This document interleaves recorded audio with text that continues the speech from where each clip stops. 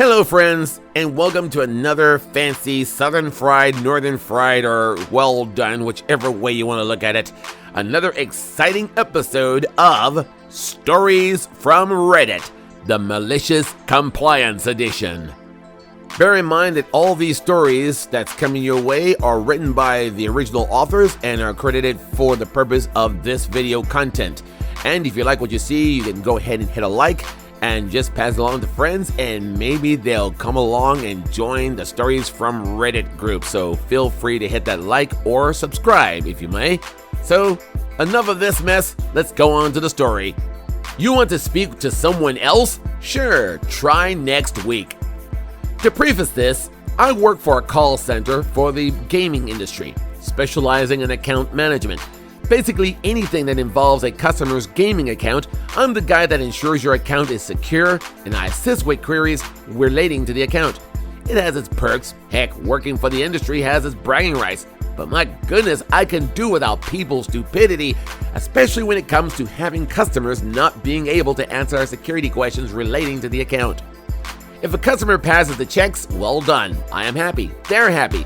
And we try to suss out what's wrong. Now, if they don't pass it, normally company policy simply requires us to say in a tactful way, sorry, you are completely out of luck. I try to be a bit lenient and give more than ample opportunities for customers to clear their security checks, even go as far as to provide an email reminder of what we need and where they can find the info. Most of the times, this bears fruit, but not so much the case of this one customer, whom I dealt with for an agonizing 4 times in the span of 5 months. This customer, let's call him Serial Whiner, is a real piece of work. Whenever he calls, I shudder to even deal with him, as he didn't leave a good first impression. On his first call to me, he was lodging a complaint of being rudely cut off by another agent, as well as wanting his query solved. Being new, I wanted to give a better experience, and so I tried to placate and follow through. It was when we got to the reference I found out why Serial Whiner got cut off. He failed security. Hoping this was a fluke, I go through the security procedure with Serial Whiner. Sure enough, he failed. Now, what transpired is how Serial Whiner operates, almost down to a T. First stage, denial. Me. I'm terribly sorry, Serial Whiner, but the details you provided me do not match with what we have on file. I'm afraid unless you know these details, I'm afraid I can't assist you further. My way of attempting to give a customer an out by providing alternate details, or if they're unsure where to go from here, I provide my helpful email. Serial Whiner. This is ridiculous. I simply want to do query of the day, and I have given you all the right answers. His definition of quote-unquote right answers was simply the reasons or convenient excuses as to why he could not provide answers to security questions when asked of him. Me. I'm sorry, but sadly those are not the right answers when checking them with the account. Second stage, bartering. Serial Whiner. Well, what must I give then? Because I've given you the right answers. Me. Well, Serial Whiner, you need to provide X, Y, and Z. You have yet to do that and haven't done so. So what I can do is send out an email highlighting all we need. And to make things easier, here's a reference number for you. And is there anything else I can do for you today? Third stage, angry. Serial Whiner.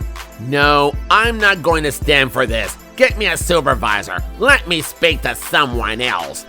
It's at this stage when the first and third call I had with Serial Whiner to placate him with a supervisor callback promise. Of the 4 times I have gotten a hold of him, he only cleared his security once. So this is the sorry piece of work who would star in our story today. It was just this past week. We were severely short-staffed due to circumstances beyond our control. It also doesn't help us with the fact main office has been forced to close, and many of my co-workers have not installed their home office setup as of yet. As such, we are getting hounded by calls from customers who have to wait an average of 1.5 hours of service. Some even go as far as stating that they waited 3 hours. It's truly not ideal for us or anyone. To be frank, we could have also helped many more and had customers not fail their checks and throw a hissy fit. However, I digress. It's nearing the end of the workday and shift, and it seemed Lady Misfortune had a pair with me with a Serial Whiner. who I didn't recognize at first as I was half drained. Me, what can I do for you today? Serial whiner, I was just wondering about my account. I have query. Just calling to confirm that. Me, certainly. I just need to take down a few details. After putting them in, my brain woke up and realized I was speaking with the serial whiner. Great, just what I didn't need. Another bloody time waster. So I proceed to call as normal, and here's how it panned out. Me, I'm just going to ask you a few questions. Can you provide X? Serial whiner, no. You see, I had done such and such and such, and I can't provide X. Okay. Then can you provide Y? Serial whiner, I wrote down Y to remember, but I have lost that. And gives another personal excuse so I can provide Y. Me, trying to give serial whiner an out. Do you have anything to assist with helping you provide Y? Serial whiner, no. Me, okay. Can you provide me with Z? Serial whiner, to be honest, I wouldn't have a clue where Z is, which is bollocks because he had received my email from the first time this occurred. Me, once more, giving the serial whiner an out. Well, if you simply check, look, I just can't provide Z. Can we just address my query, please?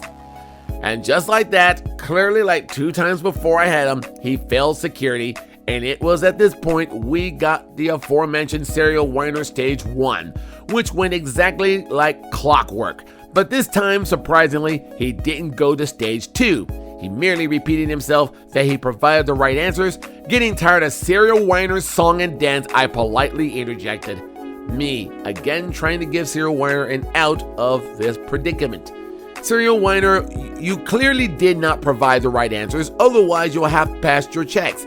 If you could simply provide me with, it was then serial whiner went full stage 3 demanding to speak to someone else and cue malicious compliance. Now, while I was half tired and annoyed with half of my brain listening to serial whiner gripe, when he made his first demand, my left side of the brain hatched a devious plan and went on full autopilot.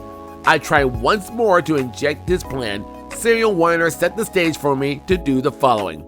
Me, serial whiner, I'm sorry, but even if you speak to someone else, they will say the same thing. I don't care. Just let me speak to someone else. Very well. You wish to speak to someone else then? Serial whiner, yes. I don't want to talk to anymore. Right then.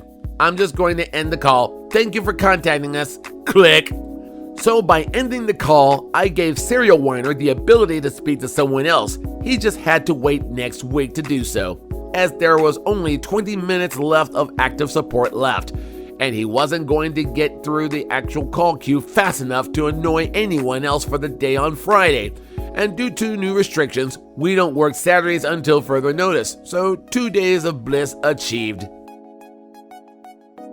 And our final story, Telco wants to cut me off due to ex-husband's bankruptcy, even though bills are up to date and still under contract. Well, I now have a free iPhone 11 Pro.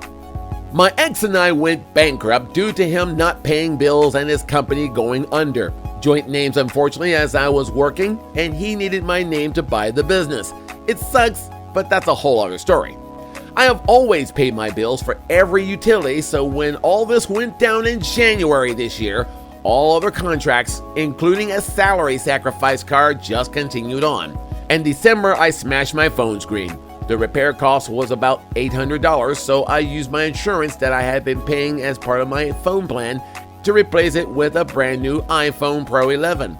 $50 per month for the service and $75 per month for the phone. I got a call in early March from the Telco insolvency team telling me I can't have a contract with them due to bankruptcy. They said they want to change my phone to a prepaid account. They also say I cannot have a home internet and landline account with them anymore, which freaked me out. No Wi-Fi and kids at home. I checked it out with the bankruptcy trustee and they said legally it's not a problem, but if the company policy states as such, they can do it. I also spoke with the telecommunications ombudsman and they told me I could fight it if I wanted to, as I am still under contract.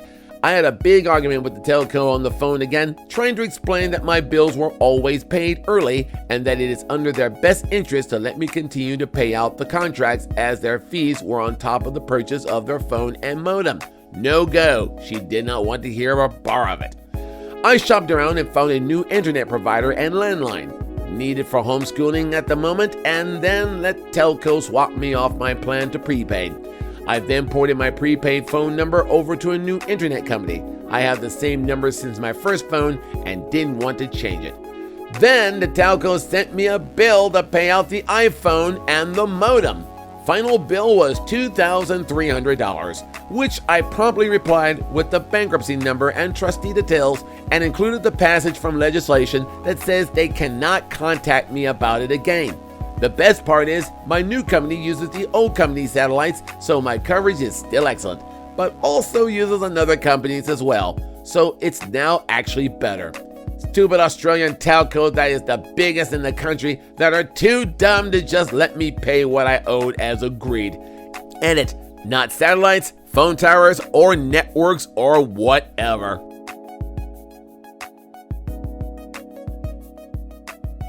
And that's going to do it for this episode of Stories from Reddit, the Malicious Compliance Edition. If you like what you see in the video or heard everything that you like so far, please give these authors of these stories an upvote on Reddit. And also put your thumbs up, subscribe, and tell everyone that these stories are true and the names are only changed to protect the innocent and somewhat the ultra guilty. Until the next time, my name is LV. See you in the next video.